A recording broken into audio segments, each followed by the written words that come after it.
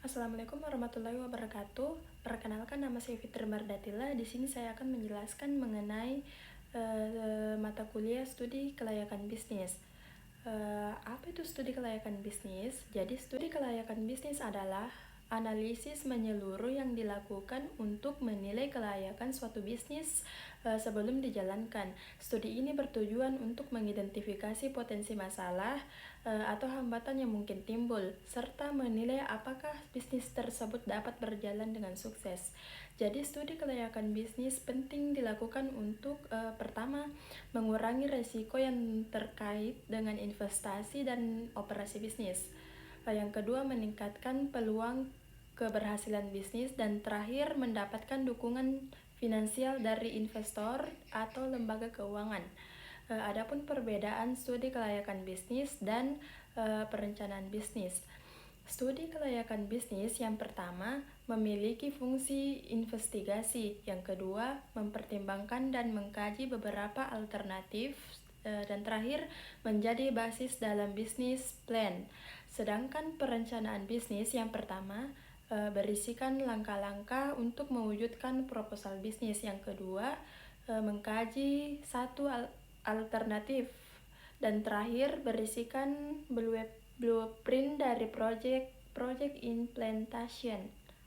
Seberapa pentingkah studi kelayakan bisnis? Jadi studi kelayakan bisnis sangat penting. Yang pertama, memunculkan beberapa alternatif sehingga memberikan arah atau fokus terhadap rencana investasi. Yang kedua, mengurangi alternatif yang ada. Yang ketiga, memberikan alasan untuk melanjutkan atau tidaknya suatu investasi. Yang keempat, meningkatkan kemungkinan tercapainya tujuan investasi. Yang kelima, menyediakan informasi yang berkualitas bagi pengambil keputusan, dan terakhir menyediakan informasi untuk menarik minat investor. Adapun kesalahan menyusun studi kelayakan bisnis, ya. Jadi kesalahan dalam menyusun studi kelayakan bisnis dapat berdampak pada perencanaan dan anggaran keuangan bisnis. Bisnis yang tidak memiliki studi kelayakan bisnis yang baik berpotensi gagal. Kesalahan dalam menyusun studi kelayakan bisnis bisa terjadi karena berbagai faktor, seperti yang pertama, data dan informasi kurang lengkap. Yang kedua, data yang didapat tidak dapat dipercaya atau palsu. Yang ketiga, perhitungan yang salah. Dan keempat, pelaksanaan pekerjaan yang salah, serta kondisi lingkungan yang berubah, dan terakhir, kesengajaan dari pembuatnya. Adapun aspek yang perlu dikaji dalam studi kelayakan bisnis, yang pertama, aspek legalitas, menyangkut masalah kelengkapan dan keabsahan dokumen perusahaan. Yang kedua, aspek pasar dan pemasaran, untuk menilai perusahaan apakah akan melakukan investasi ditinjau dari segi pasar dan pemasaran memiliki peluang pasar yang diinginkan atau tidak. Dan ketiga, aspek keuangan. Penelitian dalam aspek ini dilakukan untuk menilai biaya-biaya apa saja yang akan dikeluarkan. Dan keempat, aspek teknis dan operasi. Aspek ini meneliti mengenai lokasi usaha, baik kantor pusat, cabang, pabrik, atau gudang. 5. Aspek manajemen organisasi, menilai para pengelola usaha dan struktur organisasi yang ada. 6. Aspek sosial ekonomi. Aspek sosial ekonomi adalah untuk melihat seberapa besar pengaruh apabila proyek tersebut dijalankan. Dan terakhir, aspek dampak lingkungan. Aspek dampak lingkungan merupakan analisis yang paling dibutuhkan karena setiap proyek yang dijalankan memiliki dampak yang sangat besar bagi lingkungan yang ada. Aspek-aspek studi kelayakan bisnis, yang pertama, aspek hukum, yaitu kelayakan legalitas usaha yang dijalankan. Yang kedua, aspek lingkungan, yaitu kondisi lingkungan sesuai dengan kebutuhan ide bisnis. Yang ketiga, aspek pasar dan pemasaran, yaitu tersalurkan dan sesuai dengan kebutuhan dan keinginan pasar. Yang keempat, aspek teknis dan teknologi, yaitu kesiapan teknis dan ketersediaan teknologi. Yang kelima, aspek manajemen dan sumber daya manusia, yaitu kesiapan tenaga kerja kasar maupun terampil. Dan terakhir, aspek keuangan, yaitu besarnya biaya investasi dan modal kerja. Adapun yang terakhir, pihak yang memerlukan kelayakan bisnis. Jadi, pihak yang memerlukan studi kelayakan bisnis yang pertama adalah investor, yaitu investor atau pemilik modal yang mau menanamkan modalnya pada proyek yang akan dikerjakan. Yang kedua, kreditor, yaitu sumber pendanaan usaha atau bisnis yang dapat juga diperoleh dari bank. Yang ketiga, pihak manajemen perusahaan, yaitu dalam hal pendanaan, berapa dialokasikan dari modal sendiri, investor dari kreditor, dan terakhir pemerintah dan masyarakat, yaitu secara langsung atau maupun tidak langsung dapat mempengaruhi kebijakan perusahaan. Lanjut materi kedua, yaitu merintis usaha baru. Merintis usaha baru atau starting, yaitu membentuk dan mendirikan usaha baru dengan menggunakan modal, ide, organisasi, dan manajemen yang dirancang sendiri. Ada 3 bentuk usaha baru yang dapat dirintis. Yang pertama, perorangan, yaitu merintis usaha baru atau starting, bentuk usaha yang dimiliki dan dikelola sendiri oleh seseorang. Yang kedua, persekutuan atau partnership, yaitu kerjasama atau asosiasi 2 orang atau lebih yang secara bersama-sama menjalankan usaha bersama. Dan terakhir, berbadan hukum atau corporation, yaitu perusahaan yang didirikan atas dasar badan hukum dengan modal berupa saham. Contohnya perseroan terbatas, yayasan, koperasi, badan usaha milik negara atau BUMN, dan badan usaha milik daerah atau BUMD. 4 cara yang dapat dilakukan untuk memasuki atau memulai usaha baru. Yang pertama, merintis usaha baru atau starting. Yang kedua, memasuki bisnis keluarga. Yang ketiga, kerjasama manajemen atau franchising. Dan terakhir, membeli perusahaan orang lain atau puing. Adapun tahapan dalam memulai usaha baru, yang pertama, diawali dengan adanya ide. 2. Mencari sumber dana dan fasilitas barang, uang, dan orang. 3. Objek bisnis memiliki pasar. Dan terakhir, memperhatikan peluang pasar sebelum produk diciptakan. Lanjut materi ketiga, yaitu membeli perusahaan atau franchise. Apa itu membeli perusahaan atau franchise? Jadi franchise atau franchise adalah kejujuran atau kebebasan.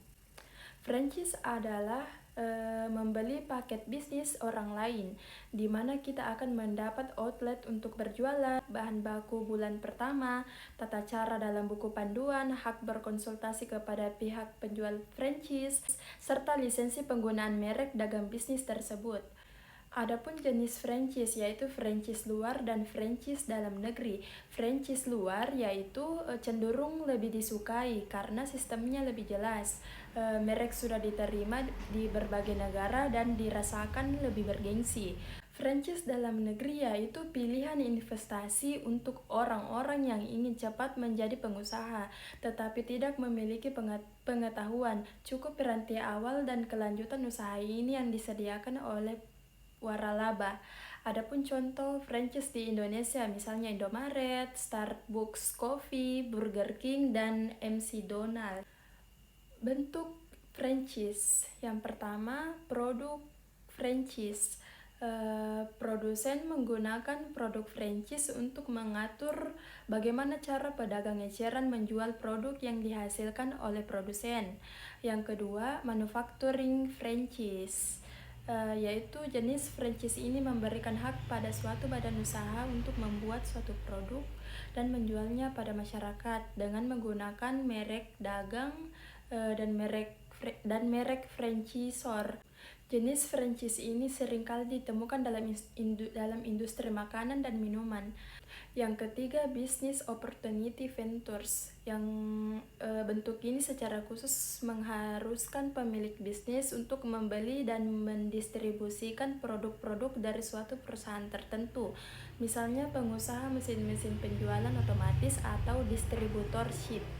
Dan yang terakhir, bisnis format franchising, yaitu bentuk franchising yang paling populer di dalam praktek. Melalui pendekatan ini, perusahaan dapat menyediakan suatu metode yang telah terbukti untuk mengoperasikan bisnis sebagai pemilik bisnis dengan menggunakan nama dan merek dagang dari perusahaan. Adapun pihak dalam franchise yang pertama, pemberi franchise atau franchisor, yaitu orang perseorangan atau badan usaha yang memberikan hak untuk memanfaatkan atau menggunakan franchise yang dimiliki penerima franchise. Yang kedua, penerima franchise, yaitu orang perseorangan atau badan usaha yang diberikan hak oleh pemberi franchise untuk memanfaatkan atau menggunakan franchise yang dimiliki pemberi franchise. Yang ketiga, memberi franchise, yaitu penerima lahir yang diberikan hak oleh pemberi franchise untuk menunjukkan penerima franchise lanjutan. Keempat, menerima franchise, yaitu orang perseorangan atau badan usaha yang menerima hak dari pemberi franchise lanjutan untuk memanfaatkan atau menggunakan franchise. Kelebihan franchise yang pertama, manajemen bisnis sudah baku. Yang kedua, tidak perlu promosi berlebihan. Dan ketiga, ada support maksimal dari franchisor. Yang keempat, cepat balik modal. Dan terakhir, manajemen keuangan sudah baik. Dan kekurangan franchise yang pertama, suplir terbatas. Yang kedua, menjalankan bisnis tidak semena-mena. Yang ketiga, reputasi franchise sangat menentukan bisnis. Dan terakhir, butuh modal yang banyak. Dan adapun cara mengurangi risiko dalam usaha franchise, yaitu evaluasi diri dan meneliti franchise. Dan materi terakhir, yaitu memahami aspek-aspek manajemen bisnis. Apa itu manajemen bisnis? Menurut Afandi, manajemen adalah proses kerjasama antar karyawan untuk mencapai tujuan organisasi sesuai dengan pelaksanaan fungsi-fungsi perencanaan, pengorganisasian, personalia, pengarahan, kepemimpinan, dan pengawasan. Adapun fungsi manajemen, fungsi yang pertama yaitu perencanaan atau planning. Perencanaan merupakan proses memastikan arah yang bakal ditempuh serta aktivitas-aktivitas yang dibutuhkan untuk menggapai tujuan yang sudah ditetapkan. Dalam proses ini ditentukan tentang apa yang harus dicoba, kapan serta bagaimana melaksanakannya, dan dengan metode apa perihal tersebut dilakukan. Ada 4 macam pendekatan utama dalam pembuatan suatu perencanaan. Yang pertama, top-down planning adalah model perencanaan yang dilakukan dari atasan yang ditujukan kepada bawahannya, di mana yang mengambil keputusan adalah atasan, sedangkan bawahan hanya sebagai pelaksana saja. Yang kedua, bottom-up planning adalah perencanaan yang dibuat berdasarkan kebutuhan, keinginan, dan permasalahan yang dihadapi oleh bawahan bersama-sama dengan atasan menetapkan kebijakan atau pengambilan keputusan, dan atasan juga berfungsi sebagai fasilitator. Yang ketiga, pendekatan campuran, di mana pemimpin memberikan petunjuk perencanaan organisasi secara garis besar, sedangkan perencanaan detailnya diserahkan kepada kreativitas unit perusahaan di bawahnya dengan tetap memenuhi aturan yang ada. Dan terakhir, pendekatan kelompok. Dengan pendekatan ini, perencanaan dibuat oleh sekelompok tenaga ahli dalam perusahaan. Oleh karena itu, dalam perusahaan dibentuk semacam biro atau bagian khusus seperti biro perencanaan. Contohnya yang ada di pemerintahan adalah Bappenas atau Badan Perencanaan dan Pembangunan Nasional. Fungsi manajemen yang kedua yaitu organizing atau pengorganisasian. Pengorganisasian merupakan proses pengelompokan bermacam aktivitas atau pekerjaan dalam unit-unit. Tujuannya yaitu agar terata dengan jelas antara tugas, wewenang, serta tanggung jawab dan jalinan kerja dengan sebaik mungkin dalam bidangnya masing-masing. Hasil dari pengorganisasian ini adalah terbentuknya struktur organisasi sesuai dengan rencana yang sudah disusun. Fungsi manajemen yang ketiga yaitu actualing atau pelaksanaan. Pelaksanaan adalah proses untuk melaksanakan aktivitas ataupun pekerjaan dalam organisasi. Dalam melaksanakan organisasi, para pemimpin ataupun manajer harus menggerakkan bawahannya untuk mengerjakan pekerjaan yang sudah ditentukan dengan metode pemimpin, memberi perintah, memberikan petunjuk, serta memberikan motivasi.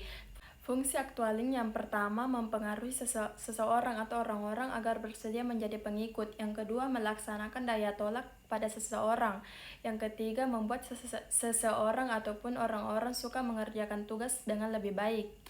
Yang keempat, memperoleh atau memelihara dan memupuk kesetiaan pada pimpinan, tugas serta organisasi tempat mereka bekerja. Dan terakhir, menanamkan, memelihara serta memupuk rasa tanggung jawab seseorang atau orang-orang terhadap Tuhannya, negeri, serta masyarakat. Manajemen yang terakhir yaitu controlling atau pengawasan. Pengawasan merupakan proses untuk mengukur serta menilai penerapan tugas apakah sudah sesuai dengan rencana. Bila dalam proses tersebut terjadi penyimpangan, hingga akan segera dikendalikan sesuai dengan rencana yang disusun.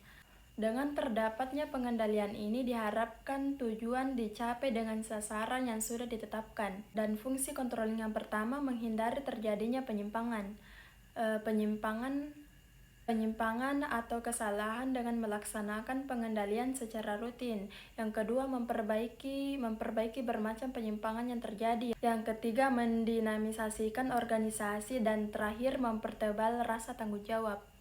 Adapun level manajemen yang pertama adalah manajer jenjang puncak, yang kedua manajer jenjang media, dan terakhir manajer jenjang pertama. Dan lanjut manajemen pembangunan proyek. Yang pertama, perencanaan proyek, yaitu melaksanakan proyek perlu dilakukan analisis kerja yang meliputi jenis pekerjaan atau aktivitas, waktu penyelesaian, tenaga pelaksanaan, peralatan, dan anggaran. Yang kedua, penjadwalan proyek, yaitu jadwal proyek ialah menentukan aktivitas-aktivitas proyek dalam urutan waktu tertentu di mana mereka harus dimunculkan. Dan terakhir, pengawasan proyek, yaitu mengawasi atau mengendalikan proyek merupakan hal yang penting untuk menjaga agar proyek selesai tepat pada waktunya. Mengawasi suatu proyek meliputi monitoring sumber daya, kualitas, dan sumber anggaran. Adapun manajemen sumber daya manusia yang pertama, analisis jabatan, perencanaan SDM, pengadaan tenaga kerja, kompensasi, pengembangan, integrasi, pemeliharaan, serta PHK.